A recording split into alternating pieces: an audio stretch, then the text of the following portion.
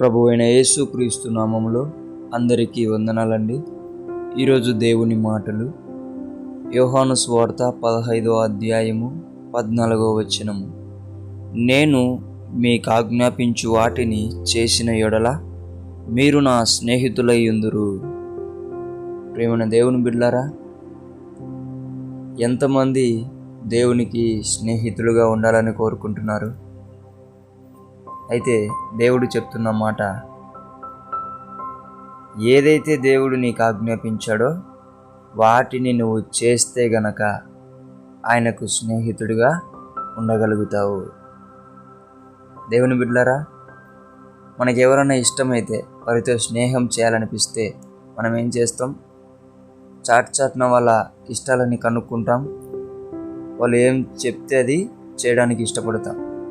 అలా చేసినప్పుడు అయ్యో, ఇతను నా మనసులో ఉన్నవన్నీ చేస్తున్నాడే, ఇతనితో స్నేహం ఏర్పరచుకుందామని అతనే నీతో స్నేహం చేస్తాడు.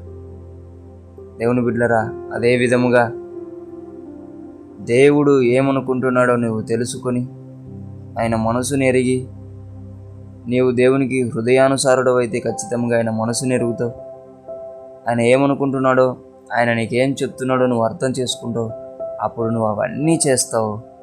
అవన్నీ చేస్తూ ఉండంగానే దేవుడు నిన్ను గుర్తించి నా స్నేహితుడా అని అబ్రహామును దగ్గరికి తీసుకొని ఆయనకు వాగ్దానం ఇచ్చి నెరవేర్చినట్లు నిన్ను కూడా దగ్గరికి తీసుకొని నీకు కూడా అనేక వాగ్దానముల నుంచి అవి నెరవేరుస్తాడు. దేవుని బిడ్డలారా, లోకంలో స్నేహము ఏదో ఒక రోజు విడిపోతుందేమో, మనస్పర్ధలు వస్తాయేమో, కానీ ఈ స్నేహం నిన్ను అర్థం చేసుకుంటుంది. ఈ స్నేహం నిన్ను గొప్ప చేస్తుంది.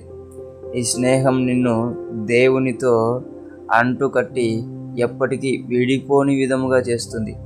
ఈ స్నేహం నీకు చాలా అంటే చాలా ఉపయోగపడుతుంది. దేవుని బిడ్డలారా, అందుకే దేవునితో స్నేహితులుగా ఉండాలని నీవు ఇష్టపడుతుంటే గనక ఖచ్చితంగా ఆయన నీకేం ఆజ్ఞాపించాడో నువ్వు ప్రార్థనలో కనిపెట్టు. సువార్త చేయమంటున్నాడా?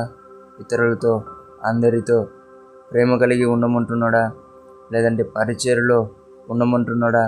లేదంటే సేవకు పిలుస్తున్నాడా?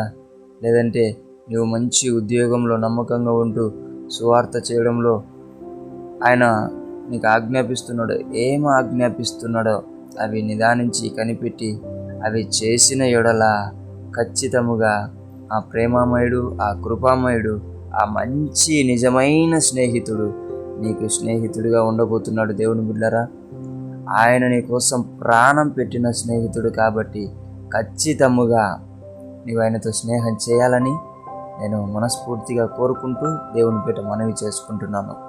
దేవుడి మాటలను దీవించునుగాక. ప్రార్థిద్దాం. యేసయ్యా, నీకు వందనాలైనా, మేమందరం నీకు స్నేహితులుగా ఉండాలని ఎంతో ఆశపడుతున్నాం ప్రభువా.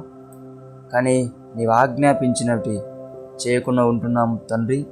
అలా కాకోకుండా నీవు ఆజ్ఞాపించినవి కనుగొని వాటిని చేసి నీ ప్రేమను, నీ స్నేహాన్ని పొందుకునే విధముగా మమ్మల్ని తయారు చేయమని యేసు నామములో ప్రార్థిస్తున్నాం తండ్రి.